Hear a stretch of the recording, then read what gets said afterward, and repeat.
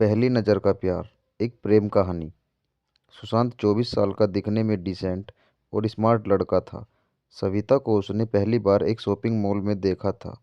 सविता देखने में किसी परी जैसी थी। सुशांत को सविता को देखते ही पहली नज़र का प्यार हो गया।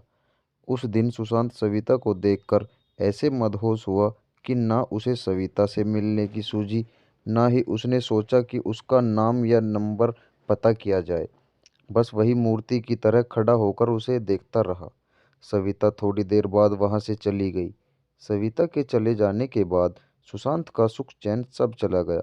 सुशांत को लगने लगा, अगर वह सविता को फिर से नहीं मिलता है तो शायद उसकी जान निकल जाएगी। यह एहसास जितना दुखदाई था उतना ही अनोखा था। कहीं न कहीं उसे ये सब अच्छा लग रहा था। शायद यह प्यार था, सच्चा प्यार। सविता को ढूंढने का कोई और जरिया था नहीं। इसलिए सुशांत अब हर दिन उसी मॉल में जाकर इंतजार करने लगा कि किसी दिन सविता वापस वहां आएगी तो वह उससे मिल पाएगा। पूरे 2 हफ्ते तक वह लगातार उस मॉल में जाता और पूरा पूरा दिन वहां पर सविता का इंतजार करता और हर आने जाने वाले लोगों पर नज़र रखता। 2 हफ्ते बाद उसके सब्र का फल उसे मिला और एक दिन अचानक सविता खुद उसी के सामने आकर खड़ी हो गई।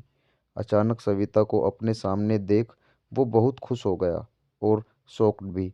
उसके मुंह से कोई शब्द नहीं फूट रहा था। जब काफी देर तक वह कुछ भी नहीं बोला तो सविता ने उसे कहा, क्या हुआ? इतने दिनों से मेरा इंतजार कर रहे हो और अब जब मैं सामने खड़ी हूँ तो तुम मुझसे बात नहीं करोगे? सुशांत ने चौंकते हुए कहा, हाँ करूँगा, बिल्कुल करूँगा, लेकिन पहले यह तो बताओ तुम्हें कैसे पता कि मैं इतने दिनों से यहाँ तुम्हारे लिए आता हूँ? मुझे यह सब इसलिए पता है क्योंकि जिस दिन से तुमने मुझे देखा और उसके अगले दिन से तुम यहाँ हर रोज़ मेरी तलाश में आने लगे। उसी दिन से मैंने भी तुम पर जासूसी करना शुरू कर दी थी।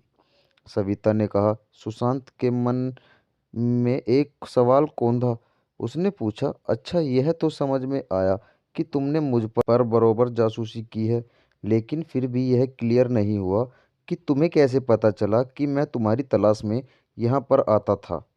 और एक सवाल कि जब तुम्हें यह पता चल गया कि मैं तुम्हारे लिए यहाँ आता हूँ, तुम्हें अजीब नहीं लगा या मुझ पर गुस्सा नहीं आया? अगले दिन आकर जब तुमने मेरे बारे में उसी दुकान में पूछताछ की जहाँ से मैंने खरीदी की थी, तो उस दुकानदार ने तुम्हें तो मेरे बारे में कुछ भी नहीं बताया, लेकिन मैं उसकी रेगुलर कस्टमर हूँ, इसलिए उसने फ़ोन करके तुम्हारे बारे में मुझे सब कुछ बता दिया।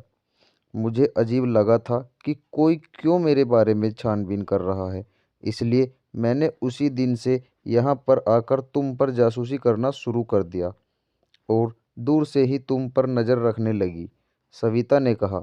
सविता आगे बोली, उस दिन सिर्फ तुम्हें ही मैं पहली नज़र में पसंद नहीं आई थी। मैंने भी तुम्हें मॉल में देखा था और मुझे भी तुम अच्छे लगे थे, इसलिए जब मैं तुम पर नज़र रखने लगी तब मेरे मन में तुम्हारे बारे में और ज़्यादा जानने की मनसा जागी। इसलिए मैं उसी दिन तुमसे बात करने के लिए नहीं आई और इन 2 हफ्तों में मैंने तुम्हारे बारे में काफ़ी कुछ जाना। मुझे यह तो पता चल गया था कि तुम मुझे इसलिए खोज रहे हो क्योंकि तुम मुझसे प्यार करने लगे हो, लेकिन मुझे इस बात को कंफर्म करना था कि कहीं तुम्हारा प्यार सिर्फ शारीरिक आकर्षण तो नहीं है, जो अक्सर इस उम्र में हो जाया करता है।